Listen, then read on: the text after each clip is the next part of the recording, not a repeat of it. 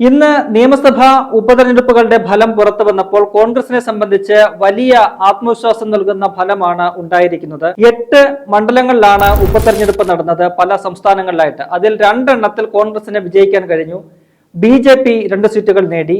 ബാക്കിയുള്ള 4 സീറ്റുകൾ JMM, Mizo national front, Aam Aadmi, Jammu Kashmir peoples democratic party ഉൾപ്പെടെയുള്ള 4 പ്രാദേശിക പാർട്ടികളാണ് സ്വന്തമാക്കിയത്. കോൺഗ്രസിനെ സംബന്ധിച്ച് വലിയ ഒരു നേട്ടമാണ് ഈ 2 സീറ്റുകളിലെ വിജയം. കാരണം 2 സീറ്റുകളും കോൺഗ്രസ് മറ്റ് 2 പാർട്ടികളുടെ സിറ്റിംഗ് സീറ്റുകൾ പിടിച്ചെടുക്കുകയായിരുന്നു. അതിൽ ഏറ്റവും പ്രധാനപ്പെട്ട ഒരു വിജയം എന്ന് പറയുന്നത് കോൺഗ്രസ് നിലവിൽ ഭരണത്തിലുള്ള തെലങ്കാനയിലെ ജൂബിലി ഹിൽസിലെ ഉപതെരഞ്ഞെടുപ്പ് ഫലമാണ്. കഴിഞ്ഞ തവണ നിയമസഭാ തെരഞ്ഞെടുപ്പിൽ അവിടെ BRS സ്ഥാനാർത്ഥിയാണ് വിജയിച്ചത്. മാഗന്തി ഗോപിനാഥാണ് അവിടെ വിജയിച്ചത്. അദ്ദേഹത്തിന്റെ മരണത്തെ തുടർന്നാണ് ഇത്തവണ ഉപതെരഞ്ഞെടുപ്പ് വേണ്ടി വന്നത്. ശക്തമായ പ്രചരണമായിരുന്നു അവിടെ നടന്നത്. ഏതാണ്ട് 58 സ്ഥാനാർത്ഥികൾ മത്സര രംഗത്തിറങ്ങി. BRS അന്തരിച്ച മാഗന്തി ഗോപിനാഥിന്റെ ഭാര്യ സുനിത ഗോപിനാഥിനെയാണ് മത്സര രംഗത്തിറക്കിയത്. BJPയും അവിടെ ഒരു ഭാഗ്യപരീക്ഷണത്തിന് തയ്യാറായി. എന്നാൽ കോൺഗ്രസിന്റെ നവീൻ യാദവ് ഏതാണ്ട് 24,729 വോട്ടുകളുടെ ഒരു ഗംഭീര വിജയമാണ് നേടിയെടുത്തത്. അത് രേവന്ത് റെഡ്ഡി സർക്കാരിന്റെ ഭരണ മികവിനുള്ള ഒരു അംഗീകാരമായിട്ടാണ് കോൺഗ്രസ് കാണുന്നത്. ഒപ്പം തന്നെ ജൂബിലി ഹിൽസ് ഉപതെരഞ്ഞെടുപ്പിന് തൊട്ട് മുൻപാണ് കോൺഗ്രസ് അവിടെ മുൻ MP കൂടിയായിരുന്ന മുഹമ്മദ് അസറുദ്ദീനെ, മുൻ ക്രിക്കറ്റ് താരമൊക്കെ ആയിട്ടുള്ള ഇന്ത്യൻ ക്യാപ്റ്റനായിരുന്ന മുഹമ്മദ് അസറുദ്ദീനെ മന്ത്രിസഭയിൽ ഉൾപ്പെടുത്തിയത്. കാരണം ജൂബിലി ഹിൽസ് എന്ന് പറയുന്നത് ഈ മുസ്ലിം വിഭാഗത്തിനേറെ സ്വാധീനമുള്ള ഒരു മണ്ഡലമാണ്. അവിടെ അത്തരത്തിൽ തങ്ങൾക്ക് അനുകൂലമായ ഒരു ഫലത്തിന് വേണ്ടിയിട്ടാണ് ഈ പറയുന്നത് പോലെ മുഹമ്മദ് അസറുദ്ദീനെ അവിടെ മന്ത്രിസഭയിൽ ഉൾപ്പെടുത്തിയത്. മാത്രവുമല്ല, രേവന്ത് റെഡ്ഡിയുടെ മന്ത്രിസഭയിൽ മുസ്ലിം സമുദായത്തിന് പ്രാതിനിധ്യം ഒന്നും ഉണ്ടായിരുന്നുമില്ല. അതിനെ തുടർന്നാണ് മുഹമ്മദ് അസറുദ്ദീനെ അവിടെ തന്റെ മന്ത്രിസഭയിൽ ഉൾപ്പെടുത്താനായിട്ട് രേവന്ത് റെഡ്ഡി തയ്യാറായത്.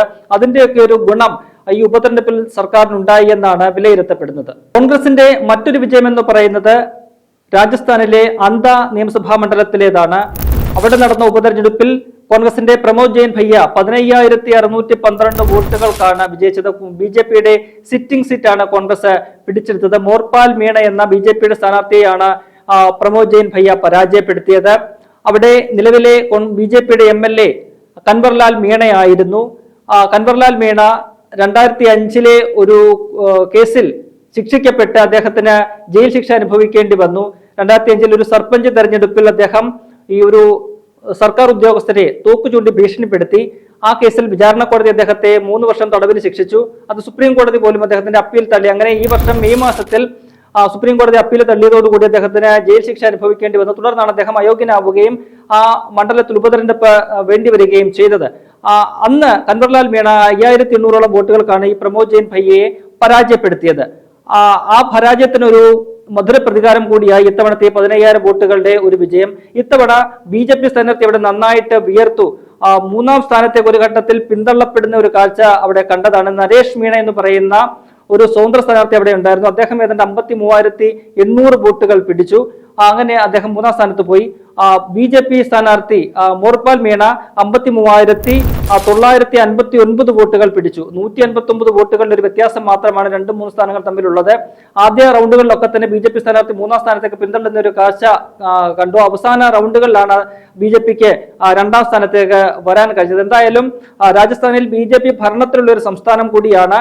അവിടെ BJPയുടെ സിറ്റിംഗ് സീറ്റ് ഏതാണ്ട് 15,000 വോട്ടുകളുടെ ഭൂരിപക്ഷത്തിൽ പിടിച്ചെടുക്കാൻ കഴിഞ്ഞത് കോൺഗ്രസിന് വലിയ ഒരു ആത്മവിശ്വാസമാണ് നൽകുന്നത്. കോൺഗ്രസിന്റെ അവിടുത്തെ സംസ്ഥാന അധ്യക്ഷൻ പറയുന്നത് അടുത്ത തെരഞ്ഞെടുപ്പ് 2028 വരുന്ന നിയമസഭാ തെരഞ്ഞെടുപ്പിനുള്ള ഒരു സൂചനയാണ് ഇത് എന്ന് BJP നേതാക്കൾക്ക് അദ്ദേഹം മുന്നറിയിപ്പ് കൊടുക്കുന്നുണ്ട്. എന്തായാലും ഈ 2 മണ്ഡലങ്ങളിലെയും വിജയം, അതായത് 2 സംസ്ഥാനങ്ങളിലും തെലങ്കാനയിൽ കോൺഗ്രസ് ഭരണത്തിലാണെങ്കിൽ പോലും അവിടെ BRSന്റെ സിറ്റിംഗ് സീറ്റ് ആയിരുന്നു.